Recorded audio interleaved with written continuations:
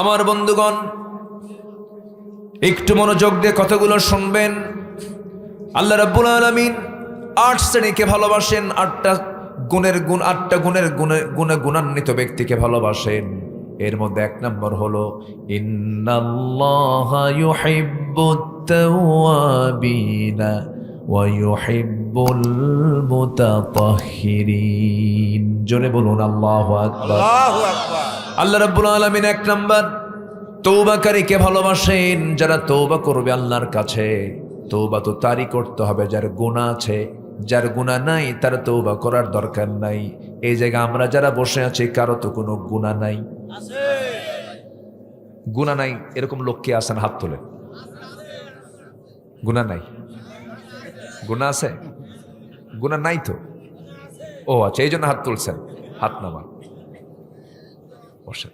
বোঝে নাই মনে হয়, আপনি বোঝেন নাই কথা। একজন শুধু তুললেন যে ওনার গুনাহ নাই। ফেরেশতাদের গুনাহ নাই, ফেরেশতাদের গুনাহ নাই, এই জন্য ফেরেশতার দাম কম, আমাদের দাম বেশি। কেউ কেউ সুবহানাল্লাহ বলবেন না?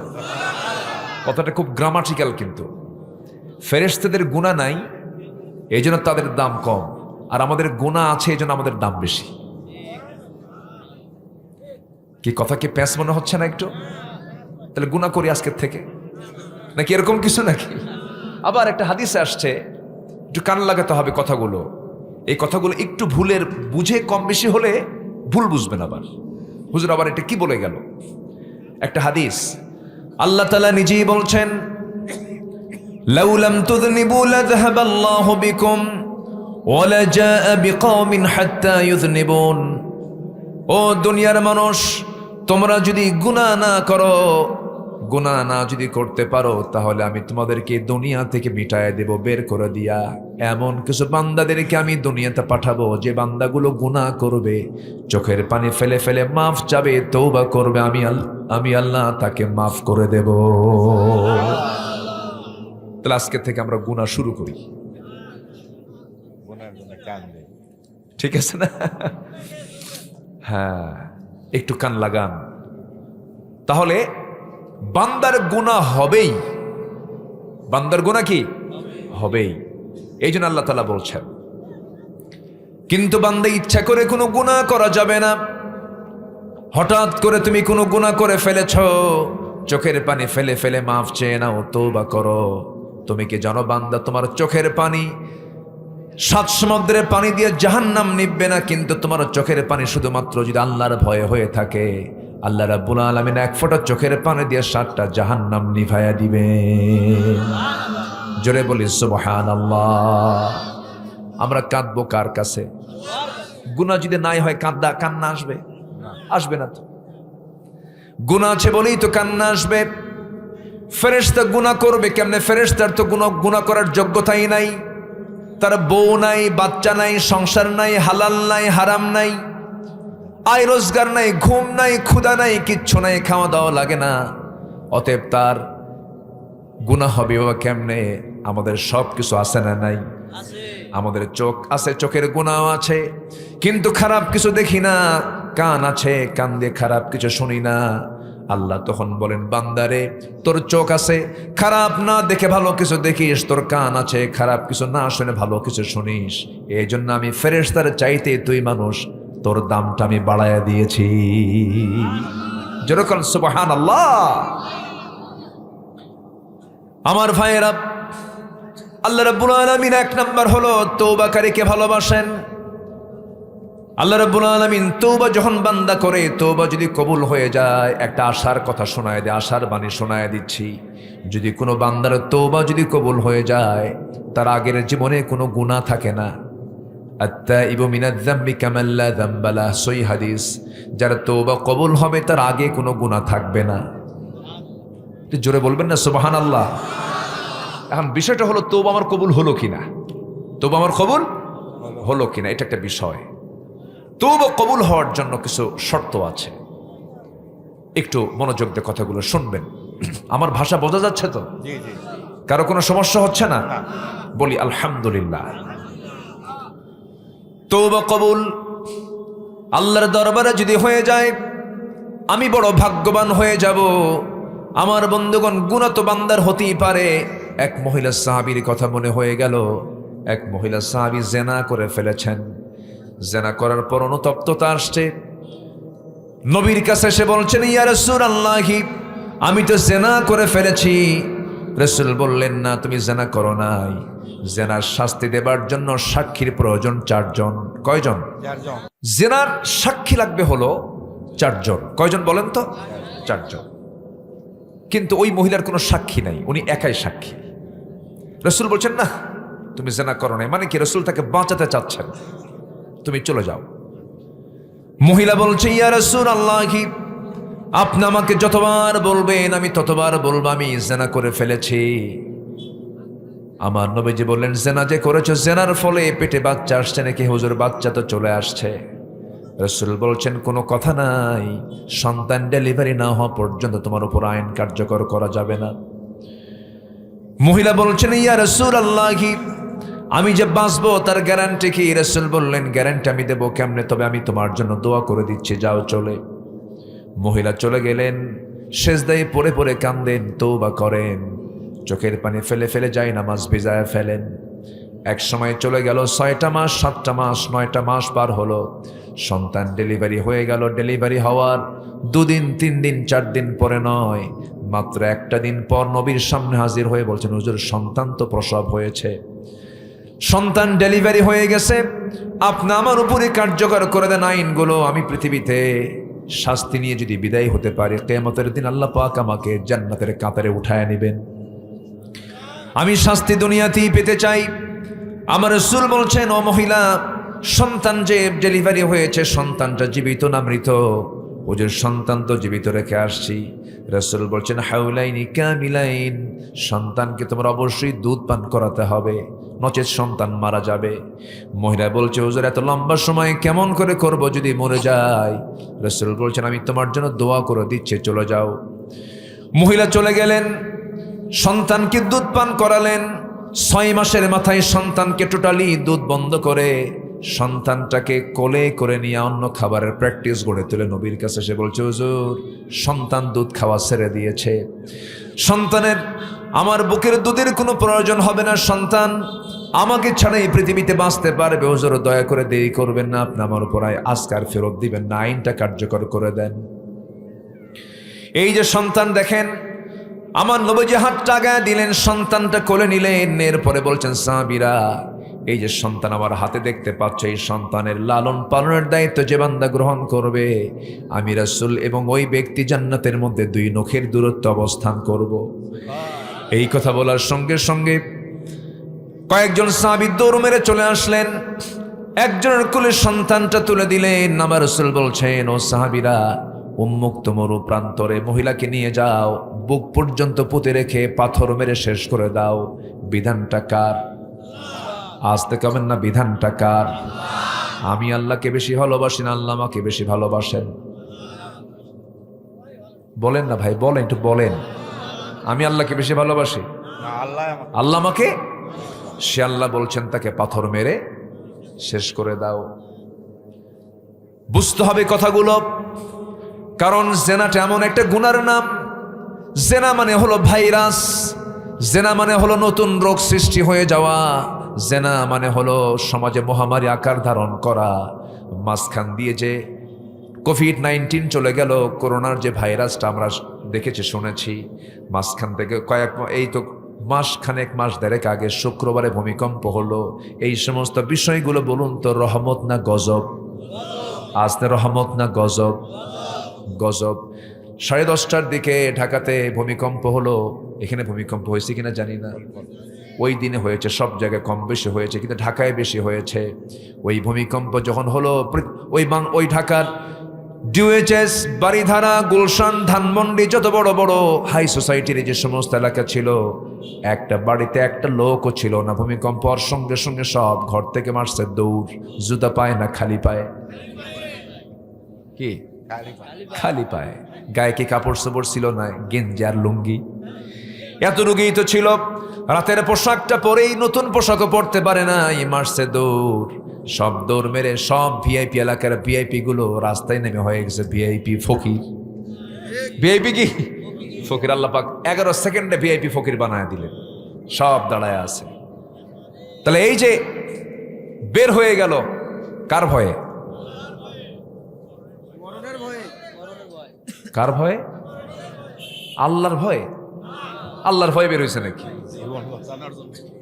মরার ভয়, মরার ভয়, মরবো না। ইমানদার মরণকে কখনো ভয় পেতে পারে না, কারণ জান্নাতটা কি মরার আগে পাবো না পরে পাবো? তাহলে হিসাবটা জান্নাতের হিসাবে আমরা জান্নাত কখন পাচ্ছি? মরার আগে না মরার পরে? তাহলে মরাকে ভয় করলে কি জান্নাত পাওয়া যাবে? তাহলে আসল ঘর তো পড়ে আছে মরার পরে, তো মরা নিয়ে এত টেনশন কেন? বিষয়টা হচ্ছে এটা, মেন্টালি সেট আপ করতে হবে। নিজের পেটটা বিছনা থেকে সরায় নিবা, 1 নাম্বার গিট ছুটে চলে যাবে। নাম্বার 2 হলো সুন্দর করে উত্তম করে 4 ফরজ সহ সুন্নত সহ ওযু বানায় নিবা। 2 নাম্বার গিট চলে যাবে, সুন্দর করে হেঁটে হেঁটে মসজিদের দিকে রওনা করবে, নামাজ শেষ করবে। 3 নাম্বার গিট ছুটে চলে গেল, 24 ঘন্টা শয়তান তোমার কাছে আসার সাহস পাবে না। জোরে বলি আল্লাহু আকবার। আমরা সবাই কাকে ভালোবাসবো বলেন? আল্লাহ ভালোবাসবেন, 8 ধরনের লোককে ভালোবাসবেন। এর মধ্যে 1 নম্বর হলো তওবাকারী। 1 নম্বর কি বলেন? আরো আছে কয়টা বলেন? আর 7টা। নুরু, আজকে শেষ না শুরু? বলেন শেষ না শুরু? আলহামদুলিল্লাহ, আমি খুব খুশি যে আপনারা সন্ধ্যার মধ্যে এত লোক হাজির হয়ে গেছেন, আল্লাহর মেহেরবানি, বলি আলহামদুলিল্লাহ। আমি আরো খুশি হয়েছি কাল্লাগাড়ির ফজরের সালাত এবং এশার সালাত সবচেয়ে বড় হয়। এটা একটা প্রশংসার দাবি রাখে। এই গ্রাম একটা আদর্শ গ্রাম বলা যায়। অধিকাংশ মসজিদে ফজরের মুসল্লি পাওয়া যায় 2 থেকে 3 জন, 4 জন, বড় জোর 5 জন ম্যাক্সিমাম। তাও বুড়া চাচাগুলো আসে। যখন বলা হয় চাচা আপনি ফজরের নামাজে এত কষ্ট করে আসছেন, কষ্ট হয় নাকি বাবা? বুড়ি নাই তো, বুড়ি থাকলে আমিও আসতাম না। বাস্তব নাই, মুসল্লি নাই। আমার বন্ধুগণ, নাম্বার 2 চলে আসি, সময়টা কম, এশার নামাজ তো হয়নি আমাদের। নাম্বার 2 হলো যারা পবিত্রতা অর্জনকারী, তাদেরকে আল্লাহ রাব্বুল আলামিন ভালোবাসেন। পবিত্রতা মানে হলো জাহান্নামে সবচেয়ে বেশি শাস্তি হবে ওই সমস্ত বান্দার যারা পেশাব থেকে নিজেকে পরহেজ রাখতে পারে না। অনেকে পেশাব করে দাঁড়ায়া থাকে, দাঁড়ায়া থেকে পেশাব করে, কুকুরের মতো চারিত্রিক মানসিকতা তাদের মধ্যে লালন হয়। এটা নয়, এটা নয়, বরঞ্চ মেডিকেল সায়েন্স বলছে যদি কোনো বান্দা পেশাবের এই জীবাণু থেকে নিজেকে মুক্ত না রাখতে পারে, বড় জটিল রোগে আক্রান্ত হয়ে যাবে। আমার বন্ধুগণ, এইরকম নাপাকি থেকে আমরা দূরে থাকব। এরপরে ফরজ গোসলের বিষয়টা অত্যন্ত গুরুত্বপূর্ণ। ফরজ গোসল বিলম্বে না তাড়াতাড়ি? আজ থেকে বিলম্বে না তাড়াতাড়ি? তাড়াতাড়ি আমার বন্ধুগণ, কারণ এখানে এমন একজন ব্যক্তি বলতে পারবেন কি বলেন তো, আমি অমুক দিন মারা যাচ্ছি? বলেন, কে বলতে পারবেন? আমি অমুক সময় মারা যাচ্ছি, কেউ কে বলতে পারবেন? যেহেতু মারা যাওয়ার কোনো নিশ্চয়তা নাই কখন মরে যাব, অতএব আমাকে আপনাকে প্রিপারেশন নেওয়ার দরকার আছে না নাই? সাইয়েদনা বেলাল রাদিয়াল্লাহু তাআলা আনহু দুনিয়াতে বসে আছেন, আমার নবীজি জান্নাত, আল্লাহ পাক তাকে জান্নাত দেখালেন। জান্নাতের মধ্যে সাইয়েদনা বেলালের কণ্ঠ তার কানে আসলো। আমার নবীজি এসে বলছেন, বেলাল তোমাকে রেখে গেলাম দুনিয়াতে, কিন্তু তোমার আওয়াজটা পেলাম জান্নাতে, ঘটনা কি বলো? সাইয়েদনা বেলাল বলছেন, হুজুর আমার ব্যক্তিগত আমলের মধ্যে একটা আমল হলো, আমার যখন ওযু চলে যায় সঙ্গে সঙ্গে ওযু বানায় নেই, আর সঙ্গে সঙ্গে 2 রাকাত নফল নামাজ পড়ে নেই। এই জন্য মালাকুল মউত যখন তখন আসতে পারে। এই জন্য সর্বক্ষণ আমরা কিসের উপরে থাকবো বলেন? ওযুর উপরে। বলেন কিসের উপরে? বলেন। এটা একটা গুরুত্বপূর্ণ একটা আমল শেখায় দিলাম, ওযুর উপরে থাকবো আমরা। ওযু নিয়ে আমরা টিকে থাকার চেষ্টা করব। দেখবেন মুখ থেকে ফাহিশা কথা আসবে না, নোংরা ভাষা প্রয়োগ হবে না, নোংরা কোনো শব্দ চয়ন হবে না। ওযুর উপর আমরা টিকে থাকার চেষ্টা করব। আল্লাহ কবুল করুন, জোরে বলেন আমিন। এটা গেল হলো শারীরিক পবিত্রতা। আরেকটা হচ্ছে ইমানি পবিত্রতা, হলো ইন্নামাল মুশরিকুনা নাজাসুন। মুশরিকরা কি? নাপাক। মুশরিকরা কি বলেন? নাপাক। যারা মক্কা গেছেন তো? যান না এখন? আল্লাহ যাওয়ার তৌফিক দান করেন। আপনি গেছেন? গেল কি? আপনি গেছেন তো না? মক্কায় গেছেন না? মক্কা মদিনায় গেছেন তো? মাশাআল্লাহ। আপনারা গেছেন না? অনেকে গেছেন তো? মাশাআল্লাহ, আলহামদুলিল্লাহ। জি মাশাআল্লাহ। এই মক্কায় যারা গিয়েছেন, মক্কা এরিয়া একটা আছে হুদুদে মক্কা। ওই মক্কা এরিয়ার মধ্যে ডোনাল্ড ট্রাম্পও ঢুকতে পারবে না, নরেন্দ্র মোদীও ঢুকতে পারবে না। যতই পাওয়ারফুল নেতা হোক না কেন, যতই পৃথিবীর ক্ষমতাধর লোক হোক না কেন, ওই মক্কার এরিয়ার মধ্যে ঢুকতে পারবে না। কারণ আল্লাহ বলছেন ইন্নামাল মুশরিকুনা নাজাসুন, মুশরিকরা হলো নাপাক। মুশরিকরা কি? নাপাক, এরা ঢুকতে পারবে না। তাহলে ঈমান না থাকাও নাপাকি, ঈমান না থাকাও কি নাপাকি।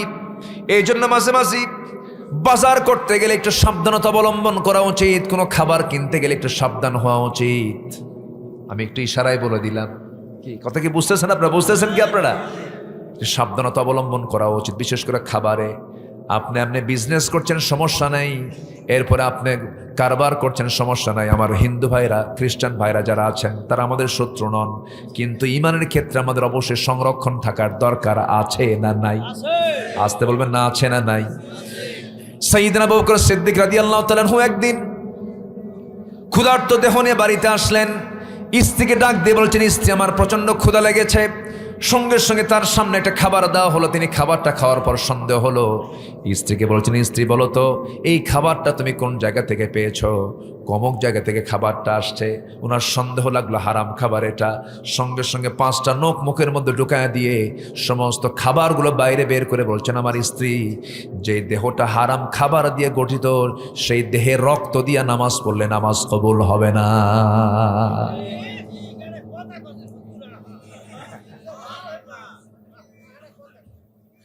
এটা আমার কথা না বাবাজি, বলেছেন মুহাম্মদ সাল্লাল্লাহু আলাইহি ওয়াসাল্লাম। দুপচাচা আদম দিগির ভাষা, দুপচাচা আদম দিগির ভাষা যে এত সুন্দর মায়া। আপনাদের ভাষার মধ্যে খুব মায়া আছে, এত সুন্দর টান দেন, মধ্যে মুত্তাসিল মধ্যে মুনফাসিল সবকিছু আছে, মাশাআল্লাহ। বলি আলহামদুলিল্লাহ। বহুদিন আগে নোয়াখালী এক মাহফিল ছিল আমার, নোয়াখালী। তো আমাকে বলল, হুজুর গোটা দেশেই তো কথা বলেন, তো আমরা নোয়াখালী, আর নোয়াখালীর মানুষ,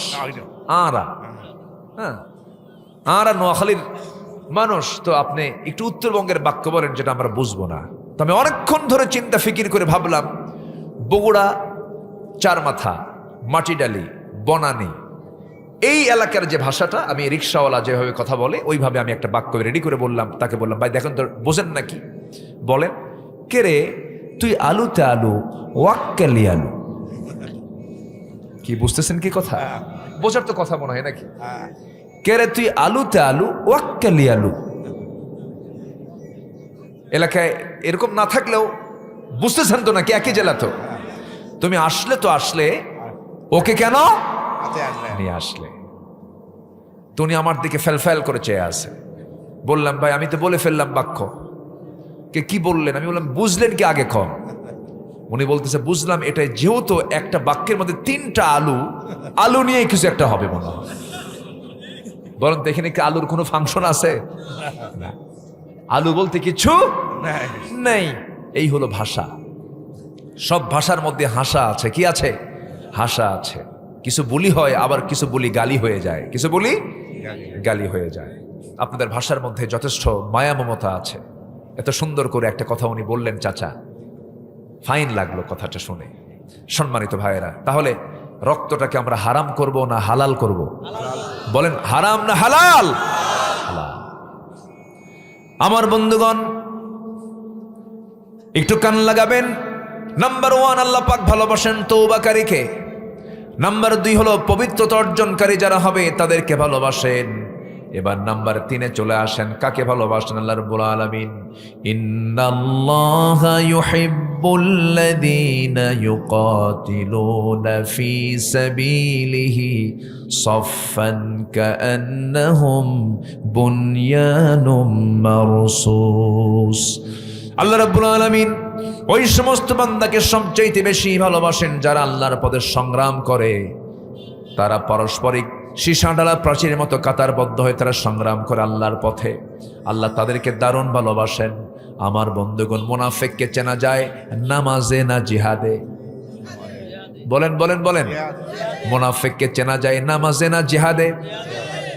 নামাজে মুনাফিক অংশগ্রহণ করতে পারে, নামাজ পড়তে কোনো বাধা নাই, কিন্তু আপনি জিহাদের ময়দানে সবাইকে পাবেন না, কারণ সেই জায়গায় রক্ত দেওয়ার সম্ভাবনা থাকতে পারে, জীবন চলে যেতে পারে।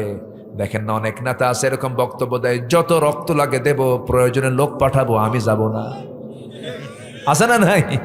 আচ্ছা আমার বন্ধুগণ, আল্লাহ রাব্বুল আলামিন বলছেন আমি তাদেরকে খুব ভালোবাসি যারা আমার পথে সংগ্রাম করে, যারা সীসা ঢালা প্রাচীরের মতো যারা যুদ্ধে অংশগ্রহণ করে, আমি তাদেরকে দারুণ ভালোবাসি।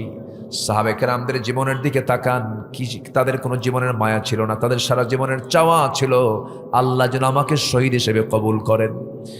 তারই অংশ হিসাবে অনেক সাহাবী হাসতে হাসতে দুনিয়া থেকে বিদায় নিয়েছেন।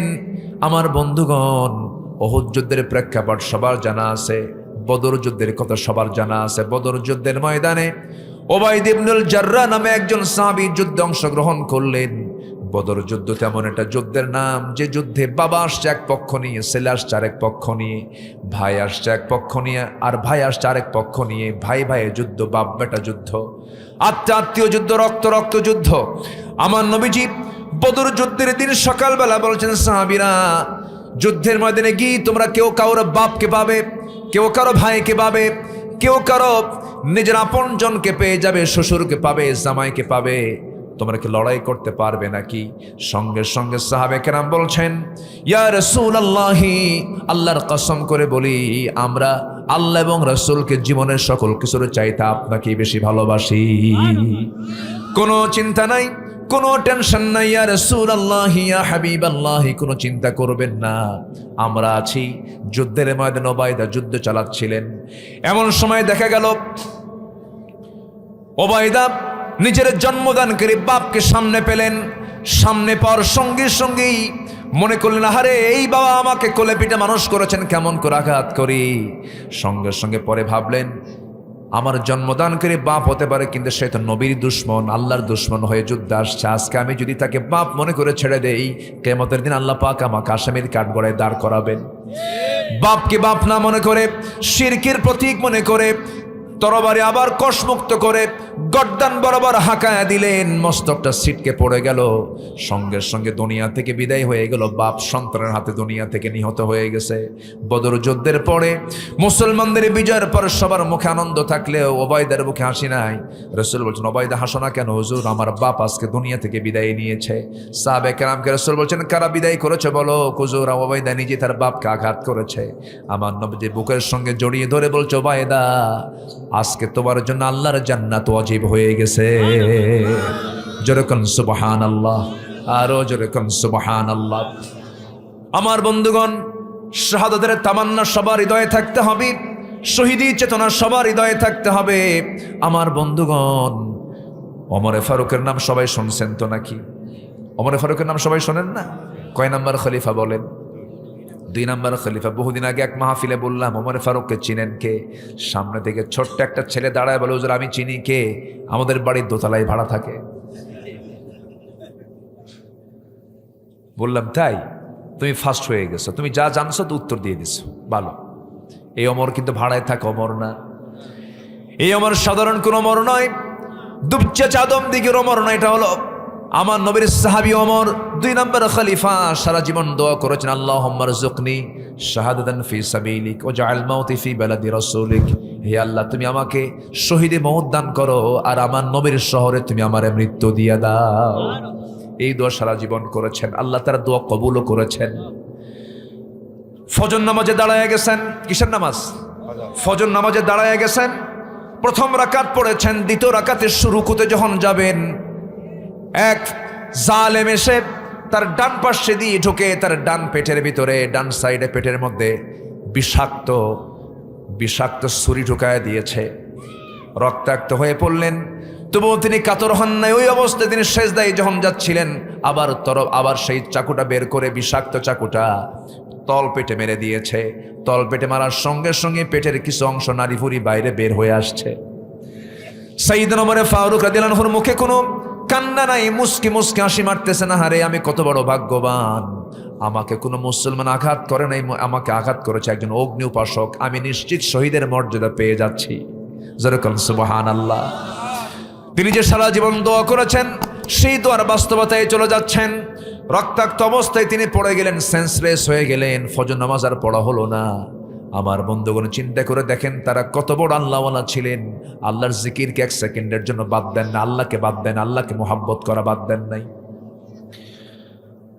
সেন্স যখন ফিরে আসলো, সেন্স ফিরে আসার সঙ্গে সঙ্গেই ছেলে আব্দুল্লাহকে ডাক দিয়ে বলছে, আব্দুল্লাহ এদিকে আয়, আমার জন্য একটু পানি আনো তো। ছেলে ভাবছে মনে হয় আমার আব্বা পানির জন্য ছটফট করছেন, পানি নিয়ে আসছে পান করার জন্য। তিনি বলছেন, তুমি কিসের পানি আমাকে দিতে চাও? আমার তো ফজর নামাজ হয় নাই। সুবহানাল্লাহ বলুন না, আমার কি নামাজ হয় নাই? ফজর নামাজটা হয় নাই। নারী ভুরি বের হয়ে গেছে কিন্তু ফজর নামাজ হয় নাই। কি পেরেশানি! কার ভালোবাসা? আজ থেকে মানে কার ভালোবাসা? আমরা আল্লাহর সঙ্গে কথা বলবো কিসে দাঁড়ায়া?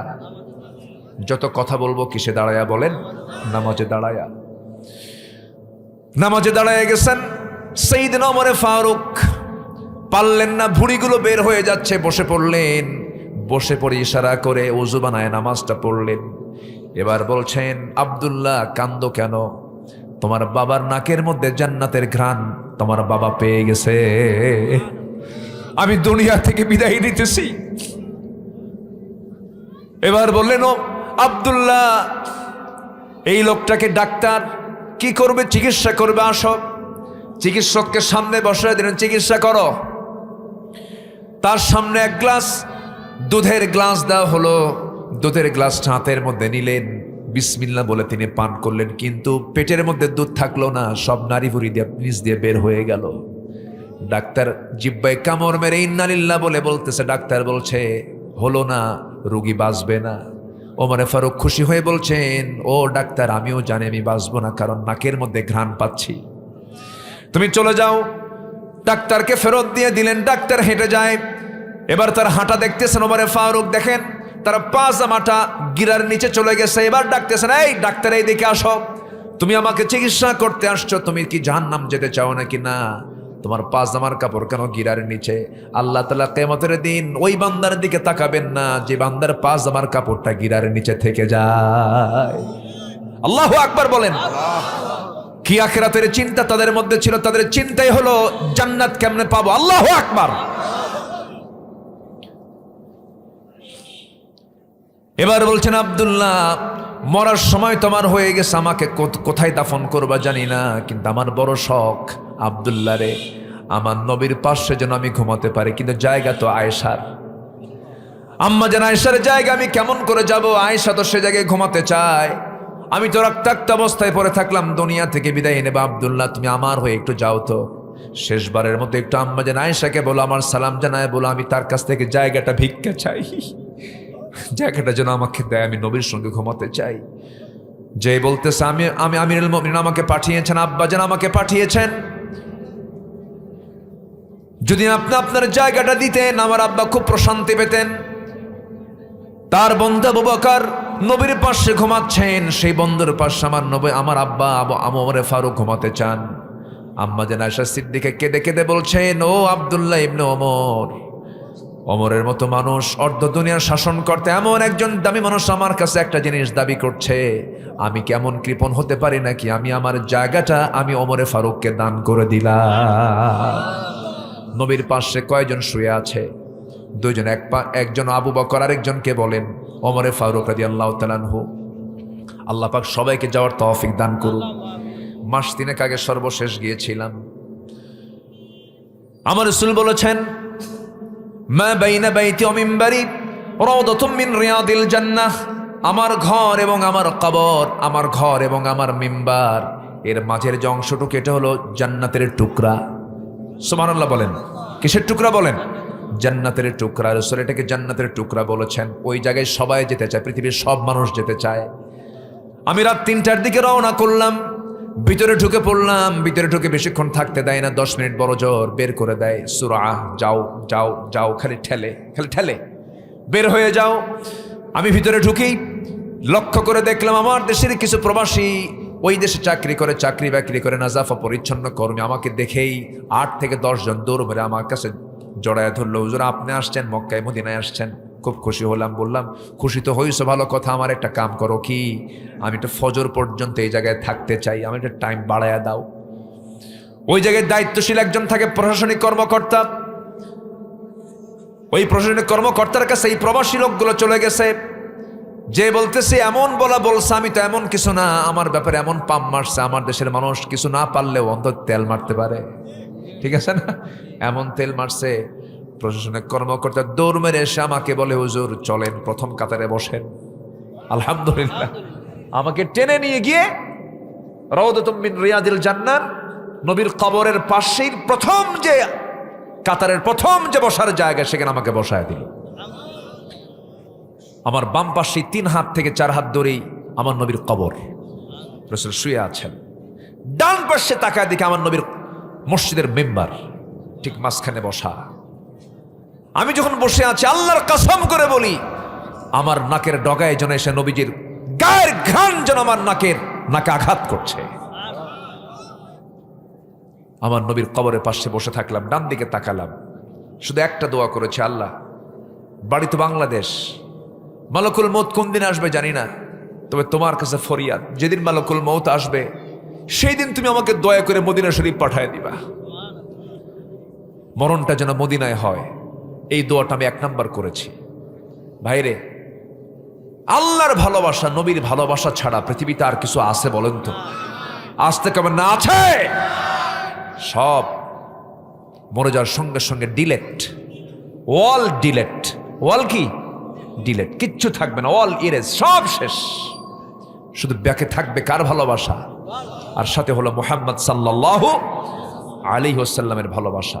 আল্লাহ এমন মোহাব্বত করার তৌফিক সবাইকে দান করুন, জোরে বলি আমিন। নাম্বার 4, সমস্যা নেই, নাম্বার 4, যারা আল্লাহর প্রতি ভরসা রাখবে আল্লাহ তাদেরকে ভালোবাসবেন। আমাদের শেষ ভরসা কে বলেন তো? ইন্নাল্লাহা ইউহিব্বুল মুতাওয়াক্কিলিন। নাম্বার 5 হলো যারা ইহসানকারী, যারা দয়া দেখাবে আল্লাহ পাক তাদেরকে ভালোবাসবেন। নাম্বার 6 হলো যারা ন্যায়পরায়ণ, ন্যায় বিচারে যারা করবে তাদেরকে আল্লাহ পাক ভালোবাসেন, ইন্নাল্লাহা ইউহিব্বুল মুকসিতিন। নাম্বার 7 হলো যারা মুত্তাকি হবে আল্লাহ রাব্বুল আলামিন তাদেরকে ভালোবাসেন। আল্লাহ রাব্বুল আলামিন বলছেন, ফাস্তাকিমু লাহুম ইন্নাল্লাহা ইউহিব্বুল মুত্তাকিন। জোরে বলুন আল্লাহু আকবার। সর্বশেষ নাম্বার 8 হলো আল্লাহ রাব্বুল আলামিন সেই বান্দাকে ভালোবাসেন যারা ধৈর্যের উপরে থাকে, টিকে থাকে, ধৈর্যশীল যারা আল্লাহ পাক তাদেরকে দারুণ ভালোবাসেন। আল্লাহ রাব্বুল আলামিন বলছেন, ওয়া কাআইম মিন নাবিয়্যিন কাতালা মাআহু রিব্বিয়ুনা কাসীর ফামা ওয়াহানু লিমা আসাবাহুম ফি সাবিলিল্লাহ وما ضعفوا وما استكانوا والله يحب الصابرين। জোরে বলুন আল্লাহু আকবার। আল্লাহ রাব্বুল আলামিন ধৈর্যশীলদেরকে দারুণ ভালোবাসেন। আমার বন্ধুগণ, ধৈর্য আছে যার সফলতা আছে তার। বলেন তো, সংসার আগে না ধৈর্য আগে? বিয়ে আগে না ধৈর্য আগে? এই যে মাহফিলে শোনা আগে না ধৈর্য আগে? সব জায়গায় ধৈর্য লাগে। ব্যবসা আগে না ধৈর্য আগে? আপনি লুঙ্গির দোকান দিয়েছেন, 1 লুঙ্গি দেখে কাস্টমার লুঙ্গি নেবে না, 10 লুঙ্গি দেখবে। 10 লুঙ্গি দেখার পরও বলবে ভালো না, পছন্দ হলো না, চলে গেলাম, তাও রাগ করা যাবে না। আর আপনি যদি বলেন 10 লুঙ্গি দেখলি কেন, কিনবি না কেন, বাইন্দা থবো তোরে, ব্যবসা হবে? ব্যবসা গলে উঠবে। চেয়ারম্যান হয়েছেন, গালিগালাজ শুনতে হবে, ধৈর্যের পরিচয় দিতে হবে। কিন্তু চেয়ারম্যান যদি একটা গালি শুনে থাপ্পড় মারে, সে কি আর জীবনে জনপ্রতিনিধি হতে পারবে নাকি? পারবে না। ধৈর্য আছে যার, দায়িত্ব পালন হবে তার। ধৈর্য নাই যার, তার কোনো কিছুই হবে না। সেদিন এক মহিলা আমারে ফোন দিয়ে বলে, হুজুর আমার স্বামী সকালেও তালাক দেয়, বিকেলেও তালাক দেয়, আমি কি আসি না নাই? কি কথা কি বুঝতেছেন? ধৈর্য নাই। ধৈর্য না থাকার কারণে সব শেষ হয়ে যাবে। আল্লাহ বলছেন, ধৈর্য আনো, আমি তোমার সাথে। আল্লাহ সবাইকে এশার নামাজ পড়বেন? কারা কারা একটু হাত তুলে দেখেন দেখি, এশার নামাজ পড়বেন কারা কারা? দেখি তোলেন না। ফজর পড়বেন? ফজর পড়বেন কারা কারা? হাত তোলেন দেখি, জোরে বলি ইয়া আল্লাহ। আমাদেরকে ফজর, জোহর, আসর, মাগরিব, আয়েশা 5 ওয়াক্ত সালাত আদায় করার তৌফিক তুমি আল্লাহ দিয়ে দাও। জোরে বলি আমিন। আরো জোরে আমিন, আরো জোরে আমিন। আপনার কষ্ট দিয়ে ফেলেছি আপনাদেরকে, খুব কষ্ট পেয়েছেন। মায়েরা বোরকা পড়ে, পর্দা করে, আল্লাহ পাক খাস পর্দা করার তৌফিক দান করুন, জোরে বলি আমিন। সম্মানিত ভাইয়েরা, অনেক কথাই বলে ফেলেছি। সম্মানিত বন্ধুগণ, আরেকটা বিষয়, সেটা হলো ইনসাফ আমাকে আপনাকে বুঝতে হবে, ন্যায়পরায়ণতা। ধরেন এই চেয়ারটা হলো ক্ষমতার চেয়ার, এই চেয়ারে বসে বিচার হবে।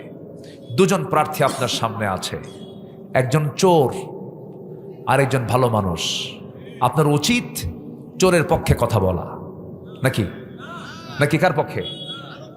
এই জন্য বললাম 54 বছর আমরা কাদের পক্ষে ছিলাম? চোরই তো। বিগত 16 বছর 28 লক্ষ কোটি টাকা তারা দেশ থেকে পাচার করে নিয়ে চলে গেছে। তাহলে আমরা কাদের পক্ষে কথা বলেছি? চোরই তো ছিলাম।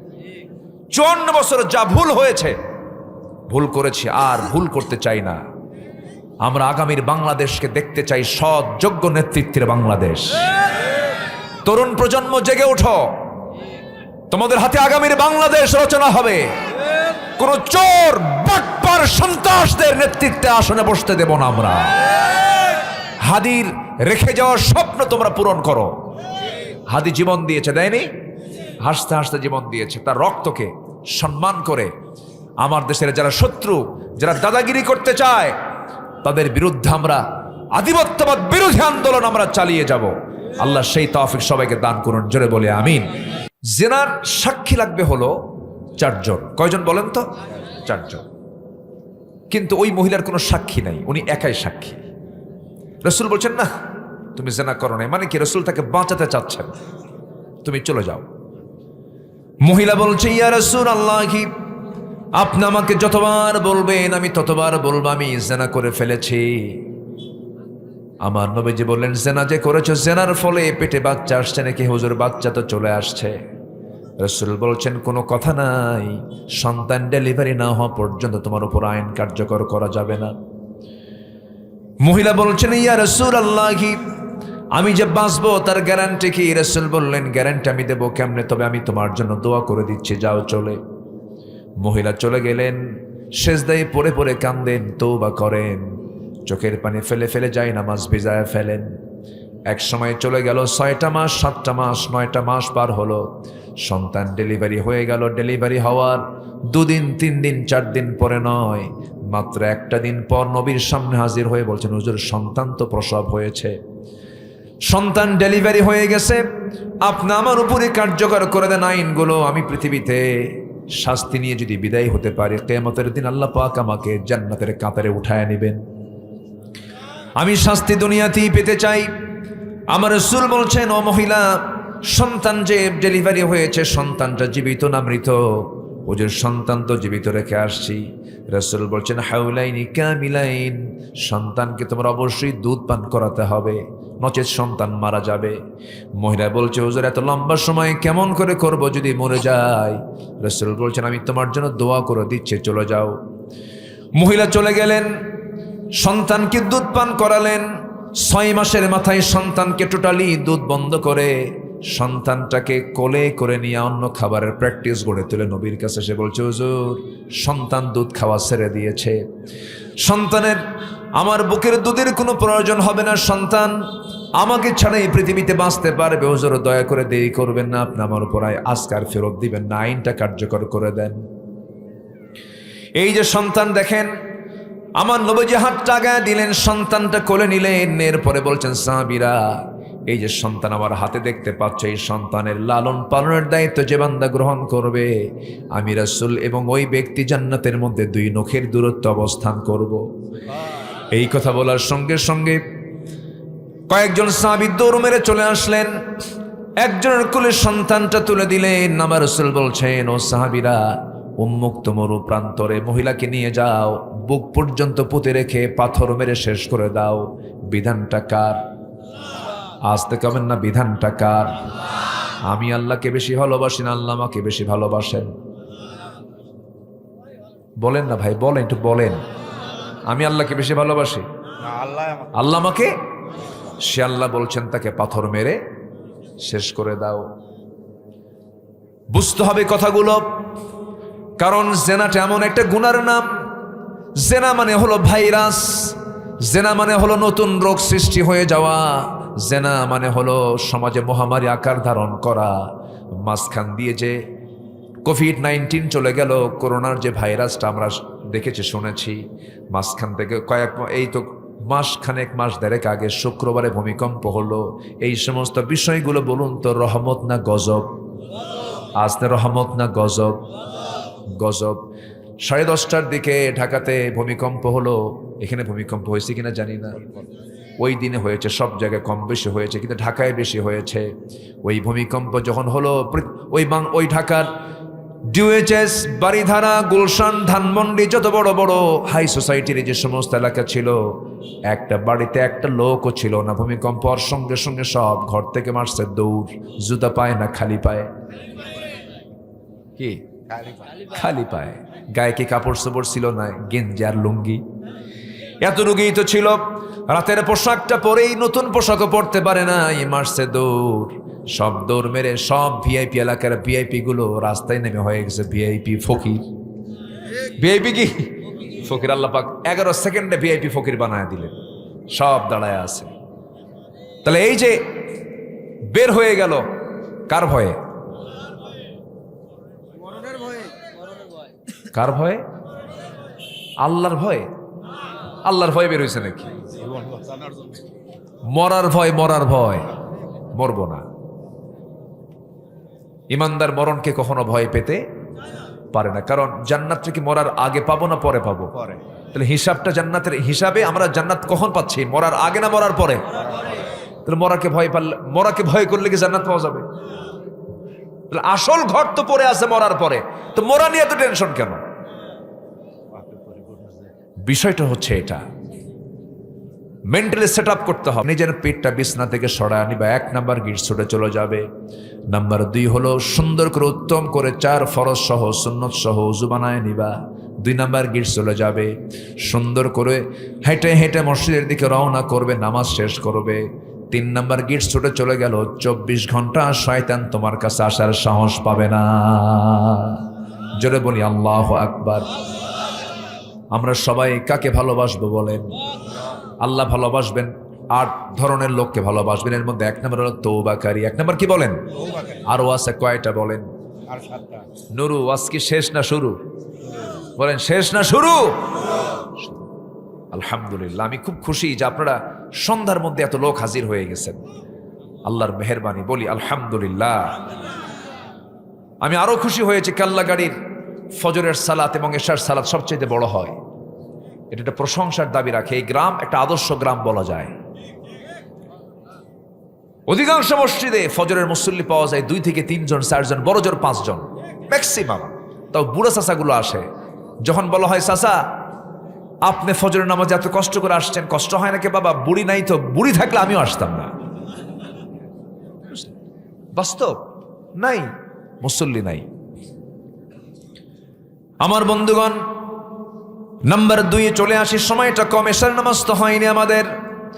নাম্বার 2 হলো যারা পবিত্রতা অর্জনকারী, তাদেরকে আল্লাহ রাব্বুল আলামিন ভালোবাসেন। পবিত্রতা মানে হলো জাহান্নামে সবচেয়ে বেশি শাস্তি হবে ওই সমস্ত বান্দার যারা পেশাব থেকে নিজেকে পরহেজ রাখতে পারে না।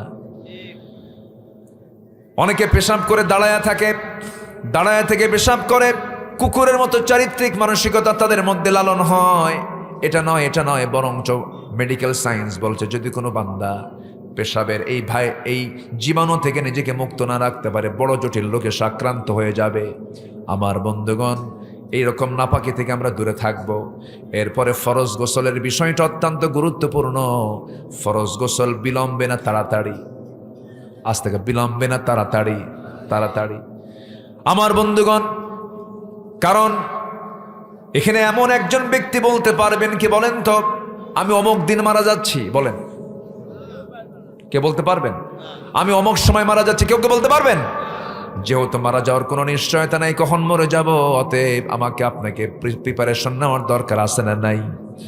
সাইয়েদনা বেলাল রাদিয়াল্লাহু তাআলা আনহু দুনিয়াতে বসে আছেন, আমার নবীজি জান্নাত, আল্লাহ পাক তাকে জান্নাত দেখালেন। জান্নাতের মধ্যে সাইয়েদনা বেলালের কণ্ঠ তার কানে আসলো। আমার নবীজি এসে বলছেন, বেলাল তোমাকে রেখে গেলাম দুনিয়াতে, কিন্তু তোমার আওয়াজটা পেলাম জান্নাতে। ঘটনা কি বলো? সাইয়েদনা বেলাল বলছেন, হুজুর আমার ব্যক্তিগত আমলের মধ্যে একটা আমল হলো, আমার যখন অজু চলে যায় সঙ্গে সঙ্গে অজু বানায় নেই, আর সঙ্গে সঙ্গে 2 রাকাত নফল নামাজ পড়ে নেই।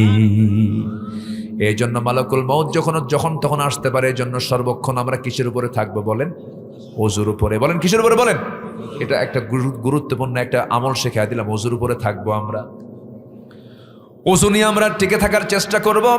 দেখবেন মুখ থেকে ফাহিশা কথা আসবে না, নোংরা ভাষা প্রয়োগ হবে না, নোংরা কোনো শব্দ চয়ন হবে না।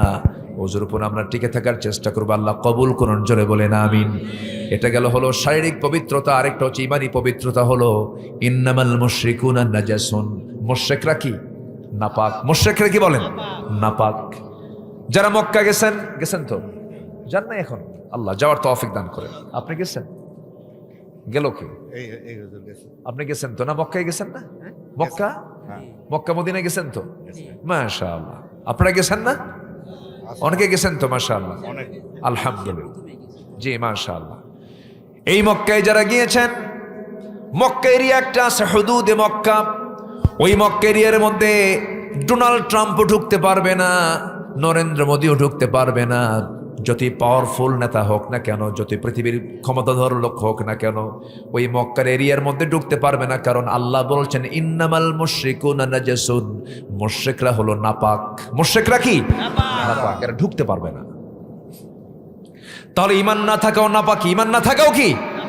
নাপাকি। এই জন্য মাঝে মাঝে বাজার করতে গেলে একটু সাবধানতা অবলম্বন করা উচিত। কোনো খাবার কিনতে গেলে একটু সাবধান হওয়া উচিত। আমি একটু ইশারায় বলে দিলাম, কি কথা কি বুঝতেছেন আপনারা? বুঝতেছেন কি আপনারা? সাবধানতা অবলম্বন করা উচিত, বিশেষ করে খাবারে। আপনি বিজনেস করছেন, সমস্যা নাই। এরপরে আপনি কারবার করছেন, সমস্যা নাই। আমার হিন্দু ভাইরা, খ্রিস্টান ভাইরা যারা আছেন, তারা আমাদের শত্রু নন, কিন্তু ইমানের ক্ষেত্রে আমাদের অবশ্যই সংরক্ষণ থাকার দরকার আছে না নাই? আসতে বলবেন না, আছে না নাই? সাইয়েদনা আবু বকর সিদ্দিক রাদিয়াল্লাহু তাআলা আনহু একদিন ক্ষুধার্ত দেহ নিয়ে বাড়িতে আসলেন। স্ত্রীকে ডাক দিয়ে বলছেন, স্ত্রী আমার প্রচন্ড ক্ষুধা লেগেছে। সঙ্গে সঙ্গে তার সামনে একটা খাবার দেওয়া হলো। তিনি খাবারটা খাওয়ার পর সন্দেহ হলো। স্ত্রীকে বলছেন, স্ত্রী বলো তো এই খাবারটা তুমি কোন জায়গা থেকে পেয়েছো? অমুক জায়গা থেকে খাবারটা আসছে। ওনার সন্দেহ লাগলো হারাম খাবার এটা। সঙ্গে সঙ্গে 5টা নখ মুখের মধ্যে ঢুকায় দিয়ে সমস্ত খাবারগুলো বাইরে বের করে বলছেন, আমার স্ত্রী, যে দেহটা হারাম খাবার দিয়ে গঠিত, সেই দেহের রক্ত দিয়ে নামাজ পড়লে নামাজ কবুল হবে না।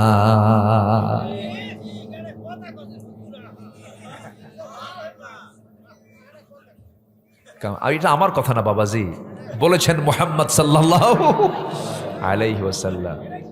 দুপচাচা আদমদিগির ভাষা, দুপচাচা আদমদিগির ভাষা যে এত সুন্দর মায়া। আপনাদের ভাষার মধ্যে খুব মায়া আছে, এত সুন্দর টান দেন, মধ্যে মুত্তাসিল, মধ্যে মুনফাসিল, সবকিছু আছে। মাশাআল্লাহ, বলি আলহামদুলিল্লাহ। বহুদিন আগে নোয়াখালী এক মাহফিল ছিল আমার, নোয়াখালী। তো আমাকে বলল, হুজুর গোটা দেশেই তো কথা বলেন, তো আমরা নোয়াখালী, আরা নোয়াখালীর মানুষ, আরা নোয়াখালীর মানুষ, তো আপনি একটু উত্তরবঙ্গের বাক্য বলেন যেটা আমরা বুঝবো না। তো আমি অনেকক্ষণ ধরে চিন্তা ফিকির করে ভাবলাম, বগুড়া, চারমাথা, মাটিডালি, বনানী, এই এলাকার যে ভাষাটা, আমি রিক্সাওয়ালা যেভাবে কথা বলে ওইভাবে আমি একটা বাক্য রেডি করে বললাম। তাকে বললাম, ভাই দেখেন তো বোঝেন নাকি, বলেন। কে রে তুই আলুতে আলু, ওয়াক্কালি আলু। কি বুঝতেছেন কি কথা? বোঝার তো কথা মনে হয় নাকি? কে রে তুই আলুতে আলু, ওয়াক্কালি আলু। এলাকায় এরকম না থাকলেও বুঝতেছেন তো নাকি? একই জেলা তো। তুমি আসলে তো আসলে, ওকে কেন নিয়ে আসলে? তো উনি আমার দিকে ফেল করে চেয়ে আসে। বললাম, ভাই আমি তো বলে ফেললাম বাক্য। কে কি বললেন? আমি বললাম, বুঝলেন কি আগে কম। উনি বলতেছে, বুঝলাম এটাই, যেহেতু একটা বাক্যের মধ্যে 3টা আলু, আলু নিয়ে কিছু একটা হবে মনে হয়। বলেন তো এখানে কি আলুর কোনো ফাংশন আছে? না, আলু বলতে কিছু নেই। এই হলো ভাষা। সব ভাষার মধ্যে হাসা আছে। কি আছে? হাসা আছে। কিছু বলি হয়, আবার কিছু বলি গালি হয়ে যায়, কিছু বলি গালি হয়ে যায়। আপনাদের ভাষার মধ্যে যথেষ্ট মায়া মমতা আছে। এত সুন্দর করে একটা কথা উনি বললেন, চাচা, ফাইন লাগলো কথাটা শুনে। সম্মানিত ভাইয়েরা, তাহলে রক্তটাকে আমরা হারাম করব না হালাল করব? বলেন, হারাম না হালাল? হালাল। আমার বন্ধুগণ, একটু কান লাগাবেন। নাম্বার 1, আল্লাহ পাক ভালোবাসেন তওবাকারীকে। নাম্বার 2 হলো পবিত্রতা অর্জনকারী যারা হবে তাদেরকে ভালোবাসেন।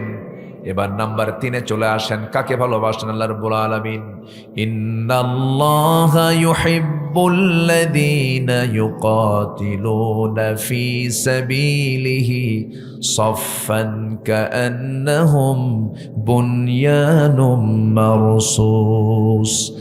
আল্লাহ রাব্বুল আলামিন ওই সমস্ত বান্দাকে সবচাইতে বেশি ভালোবাসেন যারা আল্লাহর পথে সংগ্রাম করে। তারা পারস্পরিক সীসাঢালা প্রাচীরের মতো কাতারবদ্ধ হয়ে তারা সংগ্রাম করে আল্লাহর পথে। আল্লাহ তাদেরকে দারুণ ভালোবাসেন। আমার বন্ধুগণ, মুনাফিককে চেনা যায় নামাজে না জিহাদে? বলেন বলেন বলেন। মুনাফিককে চেনা যায় নামাজে না জিহাদে? নামাজে মুনাফিক অংশগ্রহণ করতে পারে, নামাজ পড়তে কোনো বাধা নাই, কিন্তু আপনি জিহাদের ময়দানে সবাইকে পাবেন না, কারণ সেই জায়গায় রক্ত দেওয়ার সম্ভাবনা থাকতে পারে, জীবন চলে যেতে পারে। দেখেন না, অনেক নেতা আছে এরকম বক্তব্য দেয়, যত রক্ত লাগে দেব, প্রয়োজনে লোক পাঠাবো, আমি যাব না। আছে না নাই? আচ্ছা আমার বন্ধুগণ, আল্লাহ রাব্বুল আলামিন বলছেন আমি তাদেরকে খুব ভালোবাসি যারা আমার পথে সংগ্রাম করে, যারা সীসাঢালা প্রাচীরের মতো যারা যুদ্ধে অংশগ্রহণ করে, আমি তাদেরকে দারুণ ভালোবাসি। সাহাবে কেরামদের জীবনের দিকে তাকান, কি তাদের কোনো জীবনের মায়া ছিল না, তাদের সারা জীবনের চাওয়া ছিল আল্লাহ যেন আমাকে শহীদ হিসেবে কবুল করেন। তারই অংশ হিসাবে অনেক সাহাবী হাসতে হাসতে দুনিয়া থেকে বিদায় নিয়েছেন। আমার বন্ধুগণ, উহুদ যুদ্ধের প্রেক্ষাপট সবার জানা আছে, বদর যুদ্ধের কথা সবার জানা আছে। বদর যুদ্ধের ময়দানে উবাইদ ইবনুল জাররাহ নামে একজন সাহাবী যুদ্ধে অংশগ্রহণ করলেন। বদর যুদ্ধ তেমন একটা যুদ্ধের নাম, যে যুদ্ধে বাবা আসছে এক পক্ষ নিয়ে, ছেলে আসছে আরেক পক্ষ নিয়ে, ভাই আসছে এক পক্ষ নিয়ে আর ভাই আসছে আরেক পক্ষ নিয়ে, ভাই ভাইয়ের যুদ্ধ, বাপ বেটা যুদ্ধ, আত্মীয় যুদ্ধ, রক্ত রক্ত যুদ্ধ।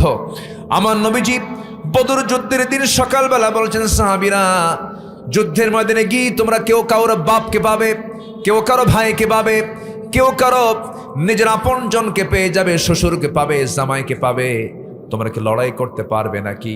সঙ্গে সঙ্গে সাহাবে কেরাম বলছেন, ইয়া রাসূলুল্লাহ, আল্লাহর কসম করে বলি আমরা আল্লাহ এবং রাসূলকে জীবনের সকল কিছুর চাইতে আপনাকে বেশি ভালোবাসি।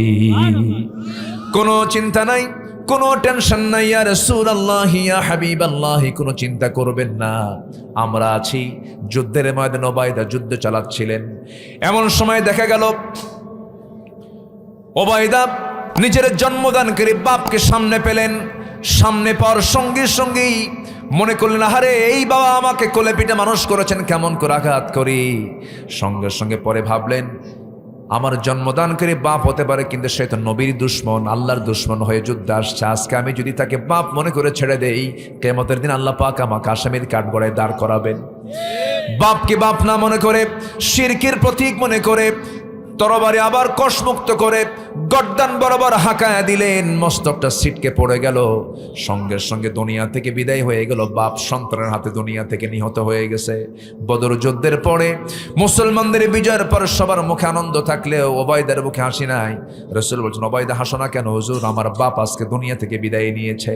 সাহাবে কেরামকে রাসূল বলছেন, কারা বিদায় করেছে বলো? হুজুর, উবাইদা নিজে তার বাপকে আঘাত করেছে। আমার নবীজি বুকের সঙ্গে জড়িয়ে ধরে বলছে, উবাইদা আজকে তোমার জন্য আল্লাহর জান্নাত ওয়াজিব হয়ে গেছে। জোরে কোন সুবহানাল্লাহ, আরো জোরে কোন সুবহানাল্লাহ। আমার বন্ধুগণ, শাহাদাতের তামান্না সবার হৃদয়ে থাকতে হবে, শহীদি চেতনা সবার হৃদয়ে থাকতে হবে। আমার বন্ধুগণ, ওমর ফারুকের নাম সবাই শুনছেন তো নাকি? ওমর ফারুকের নাম সবাই শোনেন না? কয় নাম্বার খলিফা বলেন? 2 নাম্বার খলিফা। বহুদিন আগে এক মাহফিলে বললাম, ওমর ফারুককে চিনেন কে? সামনে থেকে ছোট্ট একটা ছেলে দাঁড়ায় বলে, হুজুর আমি চিনি। কে? আমাদের বাড়ির দোতলায় ভাড়া থাকে। বললাম, তাই? তুমি ফার্স্ট হয়ে গেছো, তুমি যা জানছো তো উত্তর দিয়ে দিছো, ভালো। এই ওমর কিন্তু ভাড়ায় থাকা ওমর না। এই ওমর সাধারণ কোন ওমর নয়, দুবচা চাদম দিকের ওমর নয়। এটা হলো আমার নবীর সাহাবী ওমর, 2 নম্বর খলিফা। সারা জীবন দোয়া করেছেন, আল্লাহুম্মা রযুকনি শাহাদাতান ফি সাবিলিক ওয়াজআল মাউতি ফি বালাদি রাসূলিক। হে আল্লাহ, তুমি আমাকে শহীদে মওত দান করো, আর আমার নবীর শহরে তুমি আমারে মৃত্যু দিয়ে দাও। এই দোয়া সারা জীবন করেছেন, আল্লাহ তার দোয়া কবুলও করেছেন।